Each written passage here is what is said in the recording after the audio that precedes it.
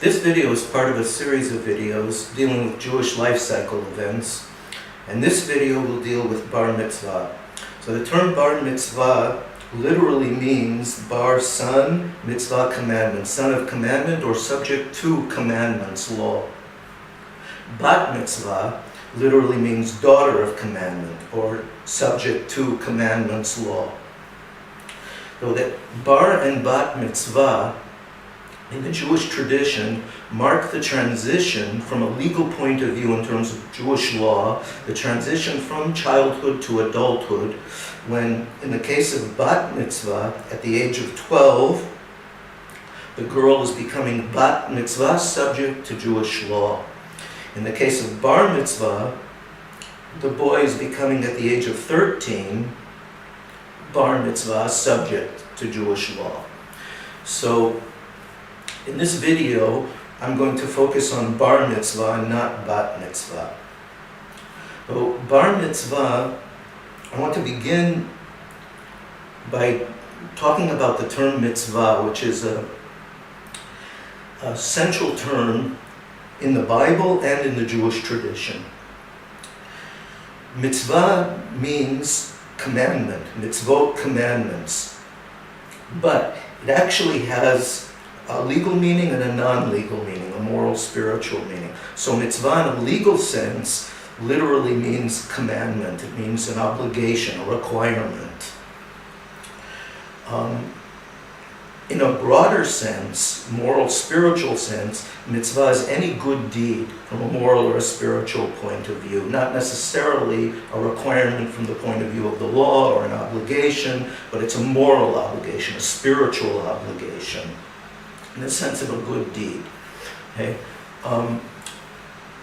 The Jewish law then is based on the notion of commandment. So in Jewish law, they actually have three sources of law. Customs of the Jewish people. The customs of the Jewish people are actually from a technical point of view, really not law. As customs are not based on commandments. Customs are simply practices that have arisen among the Jewish people. But customs are a part of the larger legal system, even though from a technical point of view, not actually law based on commandments. Secondly, we have rabbinic law, which is based on the notion of commandment. It's based upon rabbinic law is based on rabbinic decrees, rabbinic enactments that have the status of commandments from a rabbinic point of view. Okay? And then third, we have biblical law. And biblical law is based on the commandments that, according to the Jewish tradition, are found in the 5 books of Moses. So the 5 books of Moses in the Jewish tradition have a very special status.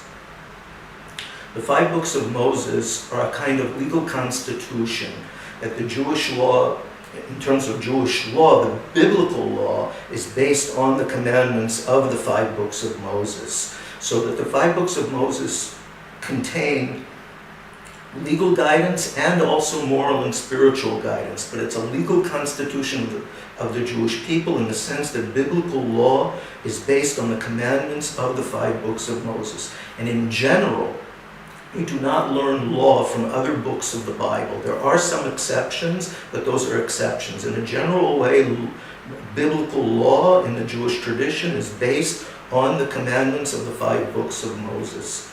And also what that means is not just that the 5 books of Moses have a special status as a legal constitution of the Jewish people, but Moses has a special status apart from all other prophets in the Bible.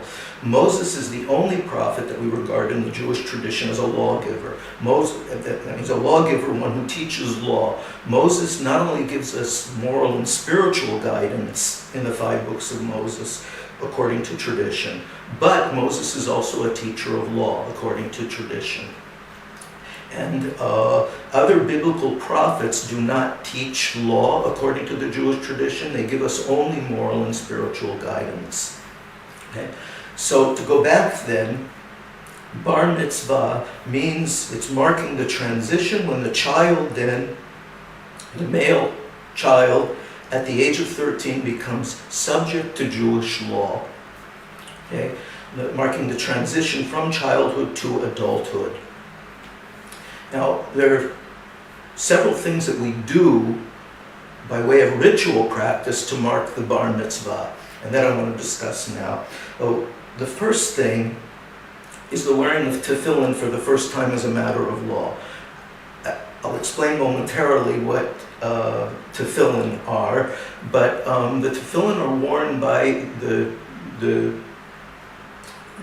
male, the Jewish male, for the first time at the age of bar mitzvah, for the first time as a matter of law. They may be worn before that as a matter of preparation, learning how to use the tefillin or learning how to put them on, but at the age of bar mitzvah, the age of 13, is the first time that the Jewish male is putting on tefillin as a matter of law. And this marks, is one of the things that we do to mark the bar mitzvah as a way of celebrating the bar mitzvah. So the tefillin, what are the tefillin? The tefillin are leather black boxes that one is on the arm, the upper arm, and the other we put on our head between the eyes, just above the forehead. And the leather boxes there's straps attached to them, so that we wrap, in terms of the arm box, we wrap it with the straps around the upper arm, and then the straps, we continue to wrap the straps around our forearm and around our hand. In terms of the box on the head, we wrap the box is put on the head, we wrap it with the straps around the head, and the straps fall behind us. Okay? Now, to fill in these boxes, the essence of the commandment is the boxes, not the straps. And in the boxes are contained parchment that have written on them 4 passages from the 5 books of Moses, and each of these passages contains the verses upon which are based the commandment of tefillin. So 4 passages from the 5 books of Moses that contain the verses upon which the commandment of tefillin are based are put into these leather boxes. And one thing parenthetically that's very interesting is that there's a difference between the box on the arm and the box on the head. The box on the arm is one compartment, and the parchment that's put inside contains all 4 passages relating to the verses upon which the commandment of tefillin is based. One compartment, and the parchment is put in with the 4 passages from the 5 books of Moses. In the box on the head, there are 4 compartments. And each of the 4 passages is written separately on parchment, and each one put in a separate compartment of the 4 compartments in the box on the head. Why the difference? I think it's clear that the difference here is symbolizing the orthoprax nature of traditional Judaism based on the Hebrew Bible and the Talmud. As, the box on the arm symbolizes action, deeds. And here we have a correct way of acting according to the Jewish tradition in terms of law. The legal system in Judaism, again, is based on commandments, mitzvot. And the commandments are of an orthoprax nature. According to the Talmudic tradition, the commandments that biblical law is based on, according to the Jewish tradition, the commandments are, according to our tradition, mitzvot aseh and lo ta'aseh, commandments of doing and not doing.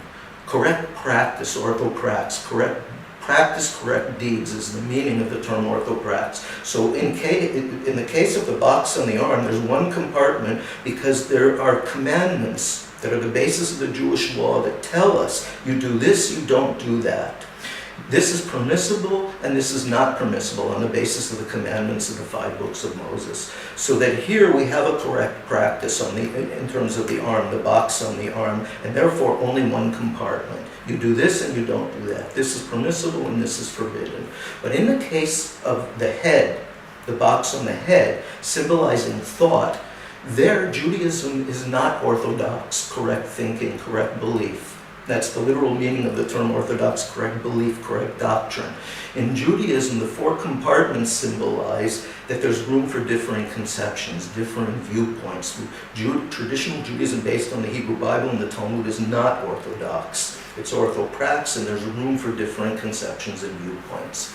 Okay, so to go back to the tefillin in the synagogue, at the age of bar mitzvah, the child, in becoming, at the age of bar mitzvah, an adult, according to Jewish law, is putting on the tefillin for the first time. Now, tefillin are worn, according to Jewish law, they're to be worn during the daytime and not at night. They can be worn all day or any time during the day. But according to custom, and this is simply a matter of custom, we generally put them on in the morning prayer service. So when the child is becoming bar mitzvah at the age of 13, part of the celebration in traditional Judaism, so the tradition that in the synagogue the child is putting on tefillin for the first time as a matter of law. And that means during the weekday. Tefillin are not worn on the Sabbath or on the holidays. Okay? So generally on the weekday of the 13th birthday, the child will go to the synagogue and put on the tefillin for the first time. Okay, so that's one practice associated with the bar mitzvah ceremony. Second is there's a notion of aliyah. Aliyah actually has 2 meanings. The literal meaning, aliyah, is to go up, even in a physical sense. But aliyah has 2 meanings in the Jewish tradition that stand out, that are of a spiritual nature. The first is not connected to bar mitzvah, but the first meaning of aliyah is to make aliyah is for a Jew who lives outside the land of Israel to go and live in the land of Israel is seen as a spiritual ascent, aliyah, spiritual going up, ascent, in going to live in the Jewish homeland, Israel, the homeland of the Jewish people. So that's one meaning of aliyah from a spiritual point of view. The second meaning is that aliyah can mean, in the synagogue, going up to read from the Torah, the 5 books of Moses. And this is seen as a spiritual ascent. Going up to read from the Torah, the 5 books of Moses, is going up in a spiritual sense and going up to read. Okay, so what we do then in the synagogue is on Shabbat, on the Sabbath, and on holidays, we read a portion of the Torah, the 5 books of Moses. On the Sabbath and holidays, it's a larger portion. And on the weekdays, Mondays and Thursdays, only Mondays and Thursdays, we read a smaller portion of the Torah, of the 5 books of Moses. And on the Sabbath, we have 7 people who are called up to read from the Torah, from the portion that's read of the Torah on the Sabbath. 7 people, it's divided up, the portion between the 7 people. 7 people are called up to read then. On Mondays and Thursdays, it's only 3 people. It's a smaller portion. Only 3 people divide up the portion to read. On holidays, the number varies anywhere between 3 and 7. Okay, so that's aliyah, the spiritual ascent of reading from the Torah. So on the bar mitzvah then, at the time of bar mitzvah, the child will be called up to the Torah. It may be on the weekday and it may be also on the Sabbath, okay? But on the weekday, the child generally will be called up, and to be called up to read from the Torah means that you say a blessing before the reading and a blessing after. And the reading itself today, most people don't know how to read from the Torah in terms of the synagogue practice. There's also a certain chant that's chanted according to tradition. And many people don't know how to read. And so today we have a professional reader generally who reads on behalf of the person. But the person is fulfilling the mitzvah. Here it's mitzvah not in the sense of a requirement, an obligation. It's more in the sense of, a a good deed in a spiritual sense, a spiritual obligation of going up to read. Not even in the sense of an obligation so much, in the sense of an honor. It's a good deed in the sense this is an honor, and it's a good deed from a spiritual point of view. It's an honor to be called up to read. So the person who goes up to read says a blessing before, a blessing after, and in between the professional reader generally reads, okay, because people don't know how to read today. But in the case of the bar mitzvah, then generally the child will prepare the passage that's being read. So the child is saying the blessing before, reading the passage, and then blessing afterwards. And sometimes also on the Sabbath, a child may prepare the entire Torah reading and serve as the professional reader in a sense, so that the child will go up and read for himself his own passage, blessing before, blessing after, and reading the passage, and then reading on behalf of the other people who are called up to the Torah to read, and who simply make blessings before and after, and the bar mitzvah, the child reads for the other people. So that also has been a part of traditional practice in terms of what goes on in a bar mitzvah, how we celebrate the bar mitzvah in the Jewish tradition. Third thing that's done is that the child will give what's called a Devar Torah or Divrei Torah, is words of Torah, means like a sermon. So the child will give a sermon or a talk. Okay? And then the last thing is the father makes a blessing in the synagogue. And the father it's a very short blessing. The father simply makes a blessing thanking God for exempting the father from the punishment for the child, meaning that the child is now subject to Jewish law. The child, the bar mitzvah, is no longer a child from the point of view of Jewish law, is now an adult. So the child is responsible for, now as an adult, responsible for his own sin and wrongdoing, and the father is exempt from any punishment for the child. Okay? And that's basically the things that were done to celebrate bar mitzvah traditionally. So now what I want to add here is two last points that of dealing with what bar mitzvah represents in Judaism from a spiritual point of view, a philosophic point of view. So 2 points. The first is that in a previous class, I gave a class on circumcision, and what I argued regarding circumcision is that circumcision, in terms of the Bible, was transformed already in the Bible from a fertility rite to actually a ritual practice that's of a moral nature. That is, circumcision was practiced in pagan cultures outside of the Israelite culture. It was practiced in pagan cultures as a fertility rite, generally a puberty rite at the age of 13, marking the transition from childhood to adulthood from a biological point of view, the child becoming sexually reproductive at roughly the age of 13. So that was done as a fertility rite. Circumcision then, in the Bible, is transformed, and it's performed not at the age of 13, according to the Bible, on the 8th day, and it's transformed from a fertility rite to a symbol in the Bible of the covenant of Abraham. To enter the covenant of Abraham means it's a symbol of becoming a part of the Jewish people. And what that represents then is becoming a part of the Jewish people. The covenant of Abraham is to be like Abraham, singled out in the Bible as a person who will keep the way of the Lord to do justice and righteousness. It's to be a person devoted to justice, righteousness, a symbol of that Judaism demands morality. And it's transformed then, circumcision, from a fertility rite to something of a moral nature. So this is true in a similar way with bar mitzvah at the age of 13. Notice the age of 13 again is roughly the time of puberty. It can be a little before, a little after, but a male child at roughly the age of 13 is becoming sexually active. It's the transition from childhood to adulthood in a biological sense. But that's not what we celebrate in the Jewish tradition.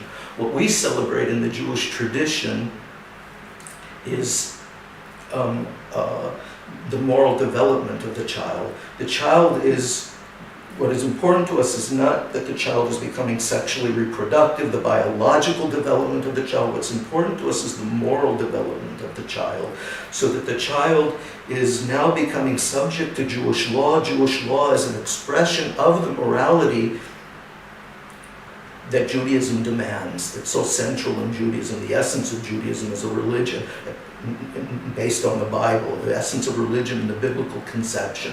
So this is the first point then, that just as in circumcision was transformed in the Bible from a fertility rite connected to biology, it was done at the age of 13, symbolizing that the child is becoming, in the pagan cultures, is becoming sexually reproductive, marking the transition from childhood to adulthood. It was transformed to something of a moral nature in Judaism, a sign of the covenant of becoming a member of the Jewish people devoted to justice, righteousness, to right living. So too in the case of the bar mitzvah. The child, what's being celebrated here at the age of 13, is not a sexual rite.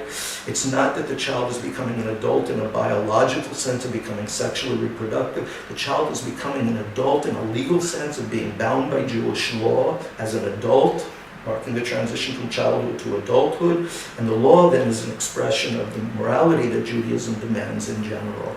Okay, that's point number one. Point number two is that what's the essence of bar mitzvah is moral development and not intellectual development. And here this is connected to an earlier class that I gave on the importance of study in the Jewish tradition. Okay? Because study in the Jewish tradition is of a highly intellectual nature. The commandment of study is called Talmud Torah, literally the study of Torah. Talmud is study here of Torah, and such study that's a commandment, a central commandment in the Jewish tradition. Study is for the sake of intellectual development. It's a rigorous intellectual study that in the main is fulfilled in the yeshiva, the study academy. The Beit Midrash is the study hall of the yeshiva, the study academy, and it's fulfilled in the Beit Midrash, the yeshiva, the study hall, the study academy by rigorous study of texts. Okay, this is a central commandment of the Jewish tradition, study. But the essence of bar mitzvah, I want to suggest, is not intellectual development, it's moral development. Okay, so again, when I talked about study in the earlier class that I gave on the importance of study in the Jewish tradition, there's an ancient debate in the Talmud, which is more important, study or good deeds. And good deeds, there's an opinion that good deeds is the essence of the debate is which is greater, study or good deeds. And there's an opinion that good deeds are greater. That opinion is faithful to the Bible, because in the Bible, good deeds, morality again, is the essence of biblical religion, the essence of Judaism in the biblical conception. And good and intellectual development is not an ideal at all in the biblical conception, in the biblical literature. Study in an intellectual sense is not an ideal, intellectual development. Intellectual development enters Judaism as an influence of the ancient Greek culture that so emphasized intellect. Where the Bible so emphasizes morality, it was the Greek culture that so emphasized intellect. And it's intellect that is the highest value in the ancient Greek culture. And study was incorporated of an intellectual nature into Judaism as an influence of the ancient Greek culture. But the opinion in the Talmud that study is more important is the opinion of Rabbi Akiva, this is the same Rabbi Akiva, one of the greatest Talmudic rabbis, who holds that the essence of Judaism is love your neighbor as yourself, morality.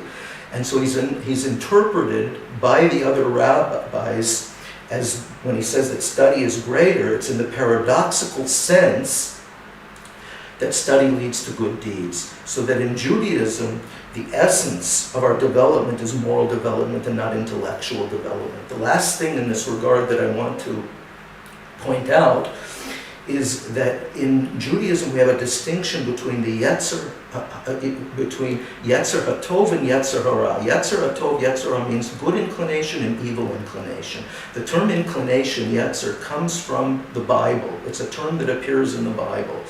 And the Yetzer Hara, the evil inclination, is our animal side of our nature.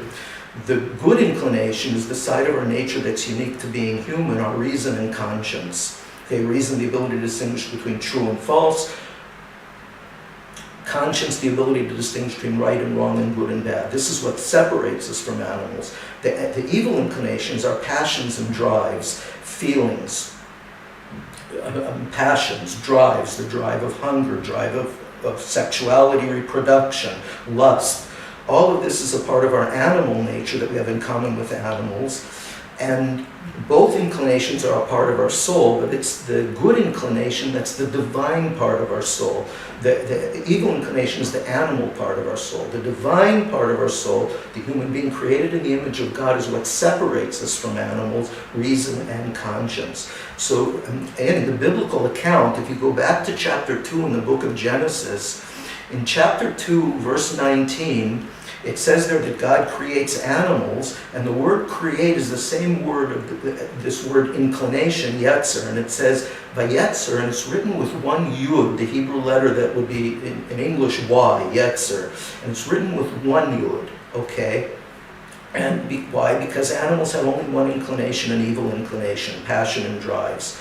But in the case of the human being, chapter 2, verse 7, the human being is created. And in chapter 2, verse 7, the same word is used in speaking of the creation of the human being, vayetzer, and there it's written with two yuds, as if two y's. Okay, yetzer. And why? Because the human being has two inclinations, the evil and the good inclination. So the evil inclination is not evil in and of itself.